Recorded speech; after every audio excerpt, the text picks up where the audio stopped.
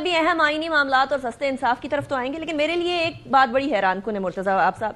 آپ نے ابھی فرمایا کہ آپ نے مسودہ نہیں دیکھا. اب وہ اس کو مسودہ نہیں کہا جا رہا. بائی دا وے کل رانا ثناءاللہ صاحب نے ہمارے پروگرام کے اندر اس کو ورکنگ پیپر کا نام دیا ہے، because it was not an official thing جو کہ کیبنٹ سے منظور ہوئی ہو تو ورکنگ پیپر کہلایا. اب ورکنگ پیپر آپ نے بھی نہیں دیکھا. پھر مولانا غفور حیدری صاحب نے آ کر جو باہر پریس سے بات کی تھی انہوں نے بھی کہا کہ ہم نے بھی ورکنگ پیپر نہیں دیکھا. لیکن انٹرسٹنگ بات یہ ہے کہ ARY نیوز کی یہ خبر تھی اور یہ خبر درست ہے کہ وہ ورکنگ پیپر جس کو کچا ڈرافٹ بھی کہا بلاول بھٹو زرداری صاحب نے، وہ بلاول بھٹو زرداری صاحب کے پاس بھی تھا، مولانا صاحب کے پاس بھی تھا. تو ایسا کیوں کہ لیڈرشپ نے ان لوگوں کے ساتھ جو ملاقاتوں میں اور بات چیت میں انوالو تھے ان کے ساتھ بھی وہ ورکنگ پیپر شیئر نہیں کیا؟ میں تو آپ کو گزارش کر رہا ہوں نا کہ جو مشاورت ہوئی اس مشاورت کے اندر آپ پوائنٹ آف ویو پہ انگیجمنٹ ہو رہی تھی. جو ورکنگ پیپر ہے وہ کابینہ اپروو کرتی ہے، اس کے بعد وہ پارلیمانی کمیٹی میں شامل ہونا تھا. تب تو وہ مسودہ بن جاتا نا Murtaza sahib. To the best of my knowledge, میری بات سن لیجئے، to the best of my knowledge وفاقی حکومت کا جو پرسپیکٹو ہے کہ کابینہ سے منظوری ہوئی نہیں ہوئی، وہ to the best of my knowledge اس کی منظوری نہیں ہوئی. جو پارلیمانی کمیٹی ہے اس کے اندر براڈ بیسڈ آئیڈیاز کے اوپر ڈسکشن ہوا، جس کے اندر آئینی عدالت کے بارے میں گفتگو کی گئی اور مختلف سیاسی جو لیڈران تھے انہوں نے اپنا اپنا پرسپیکٹو بیان کیا. اور جب بلاول صاحب نے مولانا فضل الرحمان سے ملاقات کی تب بھی، اور جب انہوں نے پرائم منسٹر سے ملاقات کی تب بھی، دونوں بار انہوں نے اپنا پوائنٹ آف ویو یہ کنوے کیا کہ ہاں اس ملک کے اندر آئینی عدالت ہونی چاہیے.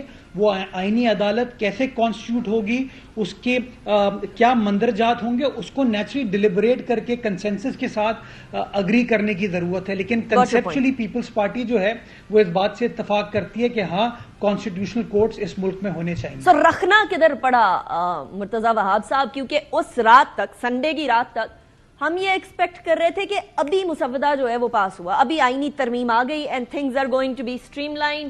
حکومت کا پلڑا بھاری ہو گیا، اس کے اتحادیوں کا پلڑا بھاری ہو گیا. مسئلہ کدھر آیا؟ دیکھیں اگین یہ جو آپ ایکسپیکٹ کر رہے تھے یہ ساری چہم گوئیاں چل رہی تھیں، لیکن نیچرلی اس طرح کی کوئی بھی چیز کرنے کے لیے دو پری ریکویزٹس ضروری تھے. ایک minute, I am sorry am cutting you short. یہ تھا کہ حکومت کا I am sorry am cutting you short. وہ ہم توقع نہیں کر رہے تھے، اصل میں وہ توقع بڑھا دی گئی جب سیٹرڈے اور سنڈے کو بھی اجلاس جاری رہا اور سارے کے سارے سینیٹرز کو بھی بٹھا دیا گیا اور پھر بعد میں ان کو بھیجا گیا لاجز میں اور پھر ان کو بولا گیا کہ آپ کو بلا لیں گے. سو یہ توقع ایکسپیکٹیشن بڑھائی گئی حکومت اور اتحادیوں کی طرف سے. چلے توقعات بڑھانا اور ریالٹی میں ایک ڈفرنس ہوتا ہے. میں آپ کو گزارش یہ کر رہا ہوں کہ قانون سازی کا جو بیسک اصول ہے اس اصول کے تحت اگر حکومت کوئی بل موو کرتی ہے تو اس کو اپنی کابینہ سے اس کو منظور کرانا ہوتا ہے. اور دوسری چیز یہ کہ اگر پارلیمان سے کسی چیز کو سٹارٹ کیا جاتا ہے، جیسے کہ اسپیکر صاحب نے اصلاحات کے حوالے سے آئین کی سربلندی کے لیے پارلیمان کو مضبوط کرنے کے لیے ایک کمیٹی تشکیل دی تھی، یا اس کمیٹی کے ذریعے اس کو آنا ہونا ہوتا ہے. یہ دونوں پری ریکویزٹس پورے نہیں ہوئے، اس کے اوپر کوئی چیز اس طریقے سے فائنلائز نہیں ہو پائی. تو میں یہ سمجھتا ہوں کہ شاید وہ کنسنسس نہیں بلڈ کیا جا سکا جس کی وجہ سے یہ چیزیں فارملائز نہیں ہو پائیں. ابھی اجلاس پروروگ ہو چکا ہے، حکومت کے پاس بھی ٹائم ہے، اس کے اتحادیوں کے پاس بھی ٹائم ہے، اپوزیشن کی جماعتوں کے پاس بھی ٹائم ہے کہ آئیے ساتھ بیٹھیے اور کس طریقے سے ایک ایسا حل پروپوز کریں پاکستان کی قوم کو جس کے اندر اداروں کا احترام بھی ہو، آئین کی سربلندی بھی ہو، and at the same time لوگوں کو جو انصاف کے حوالے سے ان کے ایشوز ہیں اس کو بھی آپ حل کر سکیں. یہ بتا دیجیے گا کہ بلاول بھٹو زرداری صاحب نے کہا ہے مجھے کوئی شک نہیں ہے کہ اگلے چیف جسٹس منصور علی شاہ ہوں گے. یہ شک ہی اس آئینی ترمیم کی وجہ سے پیدا ہو رہا تھا. کیا ہم یہ کہیں کہ اب یہ آئینی ترمیم نئے چیف جسٹس کے آنے کے بعد ہوگی؟ نہیں، میں آپ کو اس کو ایکسپلین کروں. بلاول صاحب نے جو بات کہی ہے وہ حقیقتاً بالکل درست ہے.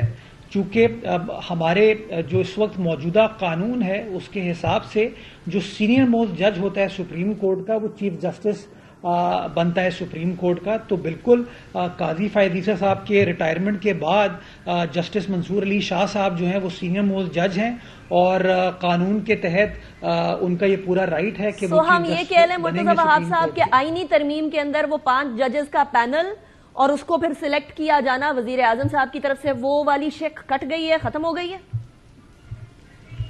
میں نے آپ کو بتایا نا کہ اس طرح کی کوئی چیز ابھی تک فائنل نہیں ہوئی ہے، لیکن اس بات سے تو یہی لگ رہا ہے نا مرتضی عباس صاحب کہ اگر منصور علی شاہ صاحب نے آنا ہے اور اس ٹائم پہ قانون اور آئین کے مطابق سینئر موسٹ جج ہی چیف جسٹس لگیں گے، تو اس کا مطلب یہ ہوا کہ اگر آئینی ترمیم اس ٹائم سے پہلے آ جاتی ہے تو اس کے اندر وہ والا معاملہ نہیں ہوگا، یعنی چیف جسٹس 5 ججز کے پینل والا معاملہ نہیں ہوگا، یا یہ ہو سکتا ہے یہ ہو سکتا ہے کہ آئینی ترمیم منصور علی شاہ صاحب کے آنے کے بعد ہو۔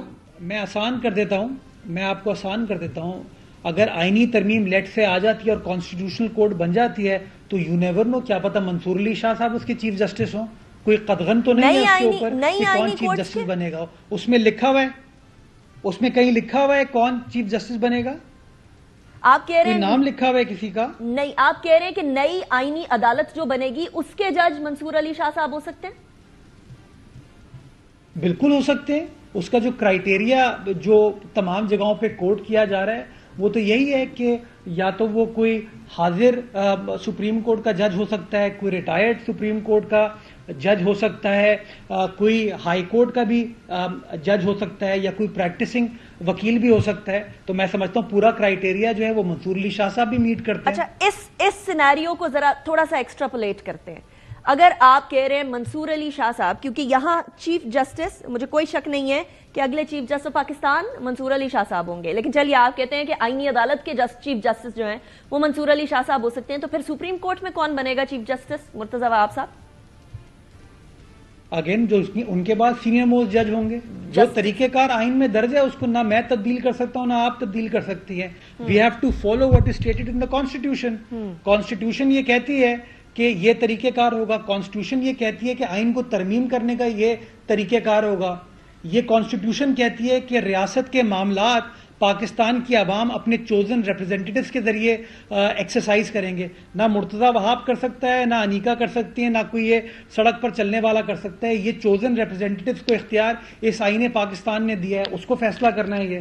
یہ بتا دیں مرتضی وہاب صاحب، مولانا آ رہے ہیں؟ مولانا صاحب آ رہے ہیں نہیں آ رہے، اگین میں جے یو آئی کا ترجمان نہیں ہوں، لیکن چونکہ میں اس میٹنگ میں موجود تھا، میں یہ دیکھیے زرداری صاحب کا جانا، یہ آسان طریقہ ہے کہ دیکھیں میں اس کا ترجمان نہیں ہوں، لیکن زرداری صاحب کا جانا پیپلز پارٹی کا ایک سرٹن سٹیک ہے، اس کو کمپلیٹلی برش اسائیڈ نہیں کیا جا سکتا نا۔ میں اگر آپ مجھے جواب دینے کا پورا موقع دیتی تو میں اس کے اوپر کامنٹ کر رہا تھا۔ میں نے یہ کہا کہ نیچرلی میں جے یو آئی کا ترجمان نہیں ہوں تو میں ان کے بہاف پہ نہیں کہہ سکتا، میں اپنی اسیسمنٹ آپ کو بتا سکتا ہوں، چونکہ میں مولانا صاحب کے ساتھ جو 2 انگیجمنٹ بلاول بھٹو زرداری صاحب کی ہوں اس میں میں موجود تھا۔ مولانا صاحب اصولی طور پر آئینی عدالت کے قیام کے فیور میں ہے، ان کو اس بات سے کوئی اعتراض نہیں ہے کہ آئینی عدالت ہونی چاہیے، اور وہ اور Bilawal sahib to this extent are on the same page, اور شاید فیڈرل گورنمنٹ بھی اسی پیج پہ ہے۔ اب اس کانسٹیٹیوشنل عدالت کے مندرجات کیا ہوں گے، اس کے پیرامیٹرز کیا ہوں گے، میں سمجھتا ہوں اس کو ڈیلیبریٹ کر کے چوک آؤٹ کرنے کی ضرورت ہے۔ تو وہ جیسی چیزیں کنسنسس بلڈ ہو جائے گا تو میں سمجھتا ہوں مولانا صاحب اس کے اوپر آ سکتے ہیں۔ انہوں نے ان پرنسپل اس کی مخالفت نہیں کی ہے۔ Right, Murtaza Wahab sahib, thank you very much for joining me in the programme.